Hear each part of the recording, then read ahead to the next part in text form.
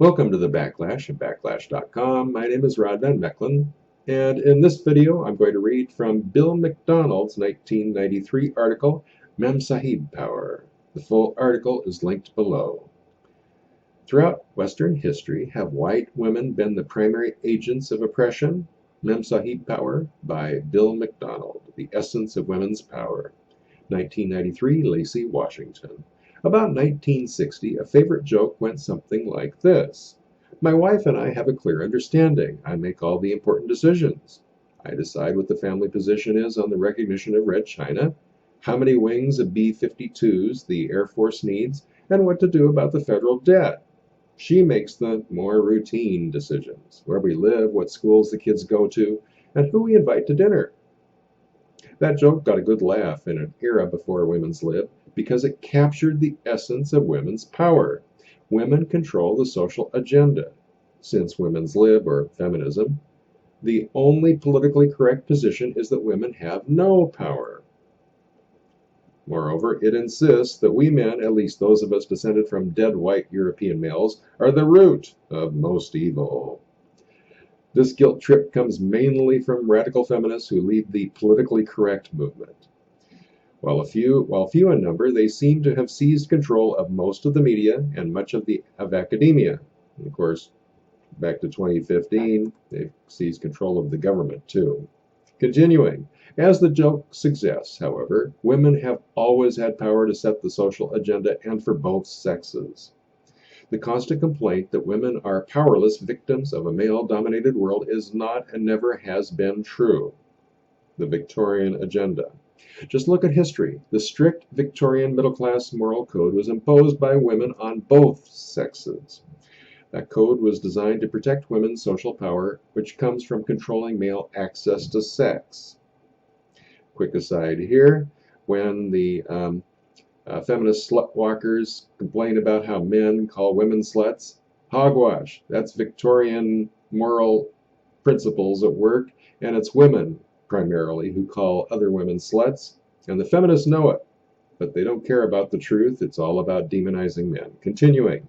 Never mind that women could not vote and held no political office. They could still induce male populations to enact laws or support customs which protected women's power and control over the social agenda. The Victorian agenda had enormous social and political consequences later on.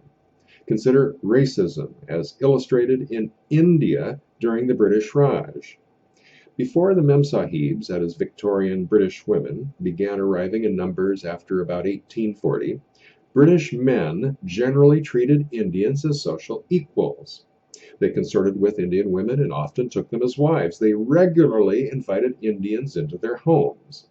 Once the Memsahibs arrived, however, male social openness came to a screeching halt. It was just too threatening to British women. They did not want to compete sexually with Indian women who were unencumbered by the Victorian moral code. Mostly Protestants, the Memsahibs were potentially vulnerable to divorce. Accordingly, they quickly managed to impose a code which branded all Indian nationals of both sexes as social inferiors and banned them from all British social functions. Likewise, the Memsahibs banned British men who had Indian wives or openly consorted with Indian women. They saw to it that these outcasts were also ostracized from British men's clubs or other all-male social functions. Such men had virtually to go native, where they posed no role model threat. A 150 years tradition of social equality practiced by British men went out the window. The Memsahib social code soon became the standard throughout the British Empire. Were women behind Southern opposition to the abolitionist movement? In the American slaveholding South, something similar happened much earlier. It would have been terribly threatening for white women if slaveholding men could fall in love with, then free and later marry their former slaves, who would then have rights of inheritance and such. So the white women quickly put a stop to that. The tactics were the same as the Memsahibs. They branded black slaves as social inferiors, even subhuman, and then ostracized white men who openly consorted with them. The ethic remained in effect long after the North freed the slaves, and we are still coping with its aftermath. Note, consider how this is impacting the current Black Lives Matter and the race baiters who try to blame white men, particularly for ongoing racist institutions. As an American Indian, I know that's a lie, that the race baiters are just politically motivated, but here's Bill explaining it here in his article. It actually could be, if anybody could be blamed for what happened 150, 200 years ago, well, the preservation of racist institutions could be attributed to white women far more than to white men. Fortunately for them, we don't engage in that kind of nonsense. We don't stoop to their tactics. Continuing. The Protestant Reformation played a role here, of course, because it opened up the right of divorce. On that issue, we can compare what happened socially to ex-slaves in the U.S. with those in Brazil, which remained Catholic and outlawed divorce. White women in Brazil thus enjoyed much more protection, even if their husbands took concubines from among the slaves, as many in fact did. Their property, that is the white women's property, remained safe. Thus, white Brazilian women did not feel the necessity to denigrate the social worth of slaves nearly as much as Southern American women did. Hence, when Brazil ended slavery in 1888, the former slaves socially integrated into Brazilian society much more quickly than in the United States. Women punish men who go native. We can make almost precisely the same comparison of the American Indians. On both sides of the Rio Grande, white males, when alone, quickly accepted American Indian women as social equals, hence as wives or open consorts. But north of the Rio Grande, when the white settlers showed up with white wives, it was Memsahibism all over again. The white women felt threatened and reacted by making the natives into social inferiors and ostracizing white men who consorted with them. South of the Rio Grande, Mexico, the story was much different. It was a repeat of Brazil. Anti-divorce laws protected Spanish white women, so they didn't feel so impelled to impose a social code which demeaned the Native Americans or to ostracize Spanish men who consorted with them. In none of these examples did women hold formal positions of power. Still, they had no trouble getting those who did to enact women's self-protective social agenda, which then did much to create the tradition of racism found in the United States. Judge the present, not the past.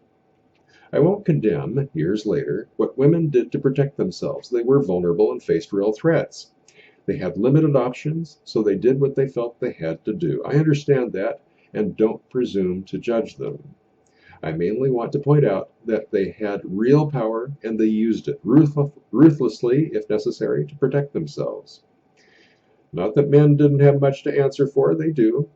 But I do wish people of radical feminist persuasion would quit blaming our WASP great-grandfathers for the whole legacy of racism inculcated in our culture when our WASP great-grandmothers in fact played a central role. Meanwhile, it amuses me to hear radical feminists whine about how little power they have, but the fact that they wallow in collective self-pity and a well-cultivated and highly politicized sense of victimhood is mainly a political tactic. It sets the stage for their key weapon, mainly the bum guilt trip. If only grudgingly, I must concede the effectiveness of that weapon. They've used it like a flamethrower to frighten a nearly all-white male Congress and White House into enacting much of their current social agenda. But in my view, they've gone too far. Men are waking up to the fact that it is a bum guilt trip. I will wish. Our culture, for better or worse, was created by both sexes. If in different ways, with different kinds of power, both sexes participated in forming our culture and both must work together to change it. Scapegoating one set of ancestors or another can only delay the changes we want to make. Retrospective, 2015, Olympia, Washington.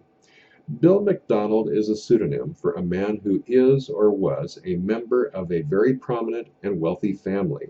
He was a college professor, and he wrote this piece exclusively for the Backlash, and I was honored to have it. I don't know if he's still alive, but if he is, I imagine he would be in his 70s or 80s now. And he was a man reputed to be very intelligent, experienced, and insightful. The particular insight of this article is how women in all cultures use sex and the power of exclusion to enforce prejudice in the status quo. Currently, feminists are using these same tools to ostracize men and criminalize masculinity. Against them, we can't use force, which is why it is imperative for men everywhere to go on strike. Shortly before I wrote this, I listened to Stardusk's MGTOW, Beyond the Anglosphere, in which he discussed the need to translate MGTOW messages into other languages, especially Spanish. I agree. Feminism has become like a cancer that is infecting the world, and MGTOW is the cure. That's all for now. Check out the other videos, subscribe to the channel. For the Backlash at backlash.com, my name is Rod Van Mecklin.